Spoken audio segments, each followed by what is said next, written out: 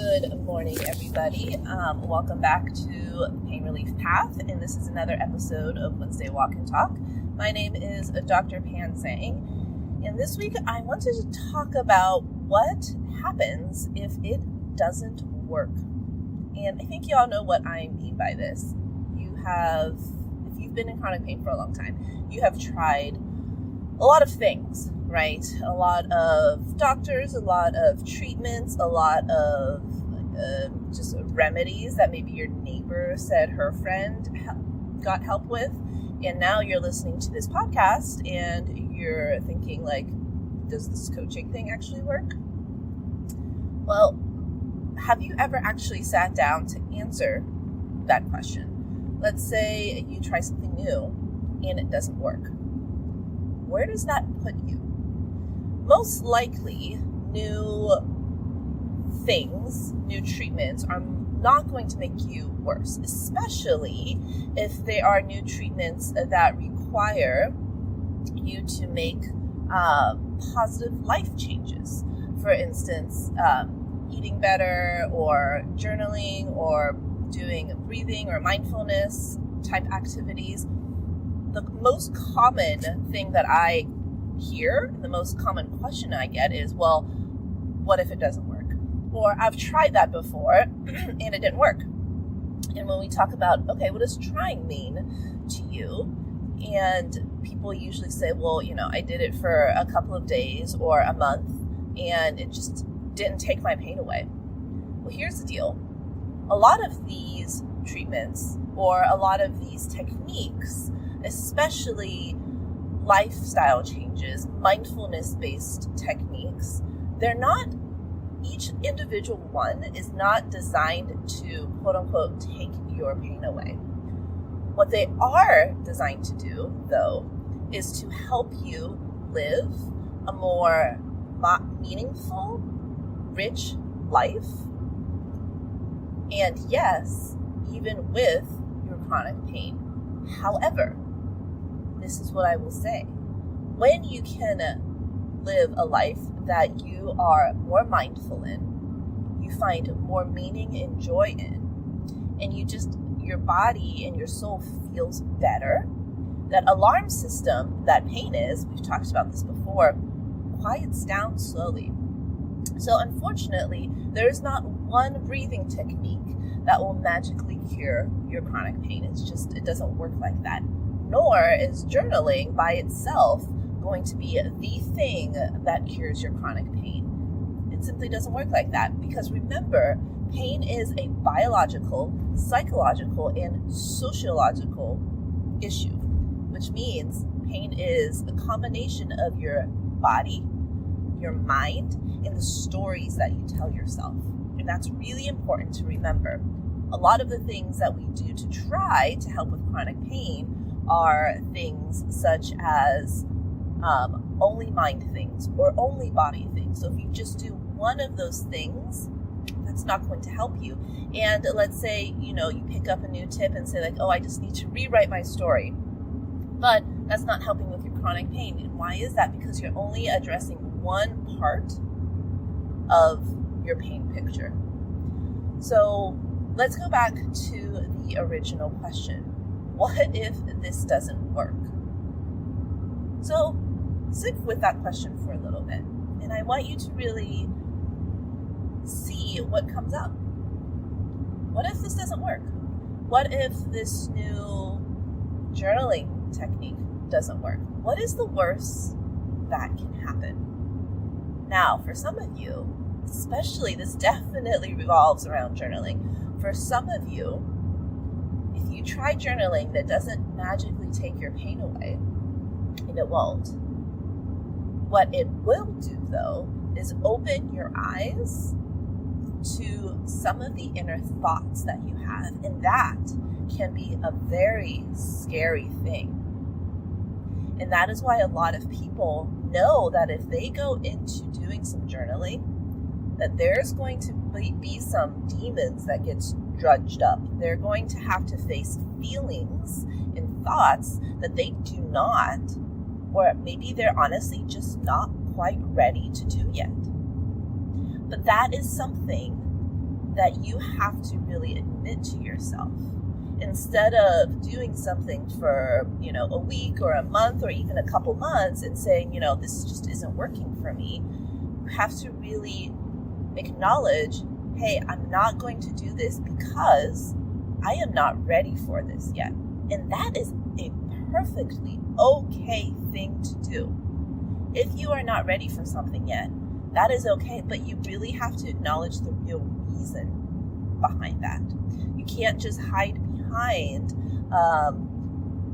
the fear, the self-imposed fear of what if this doesn't work? Or I've tried this in the past and you've only really tried it halfway and you really never let yourself dive into your thoughts and your feelings to be really able to have an effective journaling practice.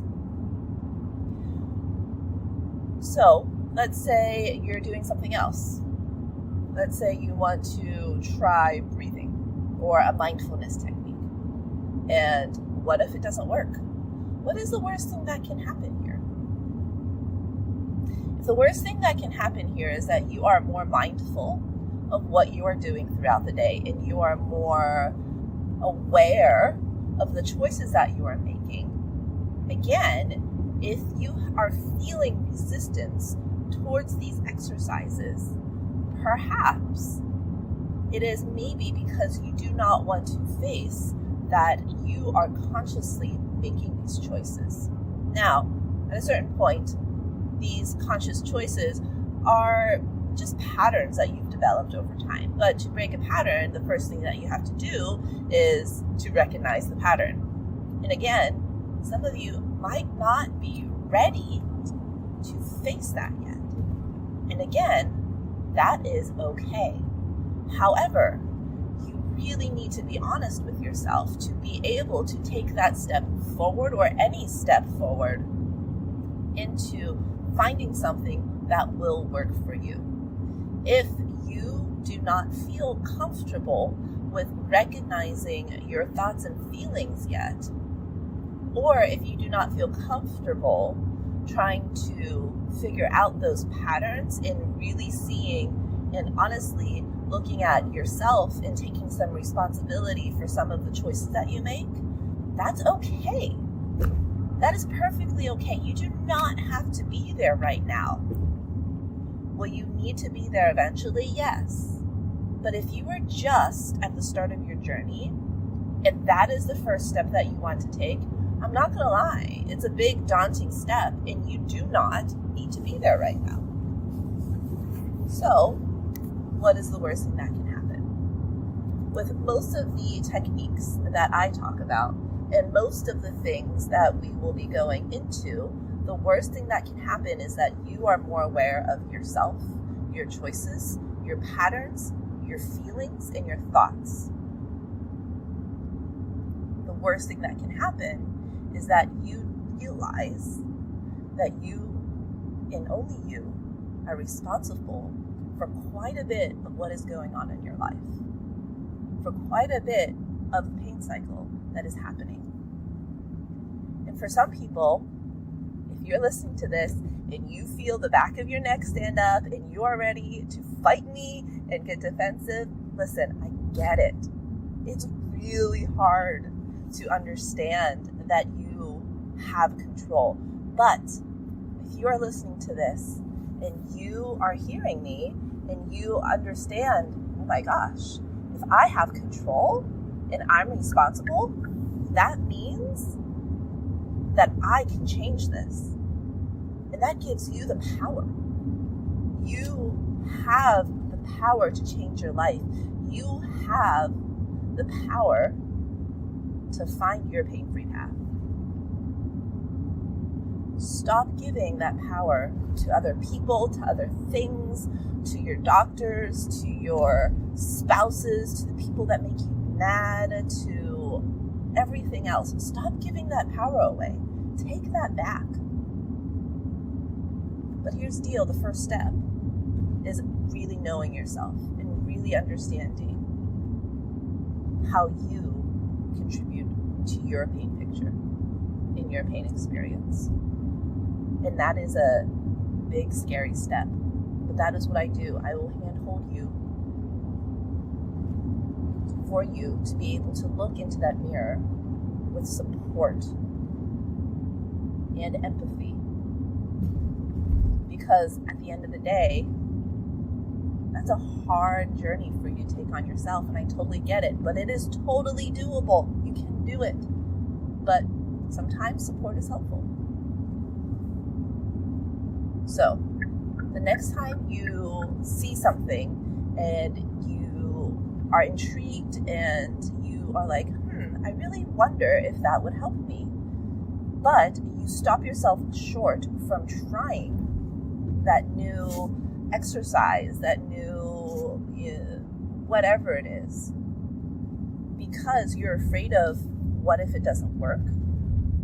Next time, actually answer that question. Because a lot of you will ask that question, what if it doesn't work?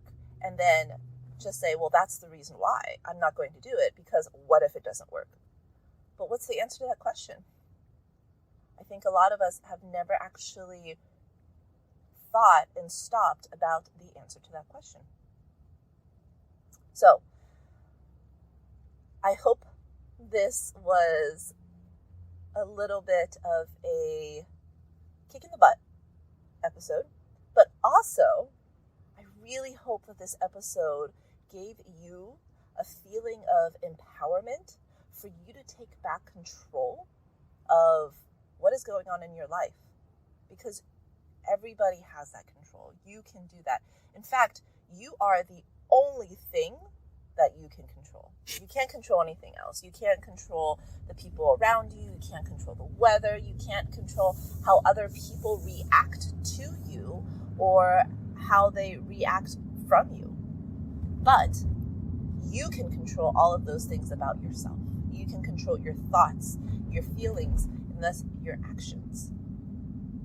But the first step to that is understanding what those are. And that's what this is all about. Think about it, ponder about it. If you are feeling a little riled up and mad right now, I want to know why. Throw me a message. If you're like, man, I really feel this and I am ready to take my power back, that is amazing. Throw me some love. I want to hear how this resonated with you. If you are new to this and this is your first podcast you've ever heard from me, thank you for sitting through it. But also you can check out more at painreliefpath.com and subscribe to my YouTube channel at Dr. Panzang. All right, guys, I will see y'all next week. And I really hope that you are able to take this information and run with it. Okay, bye.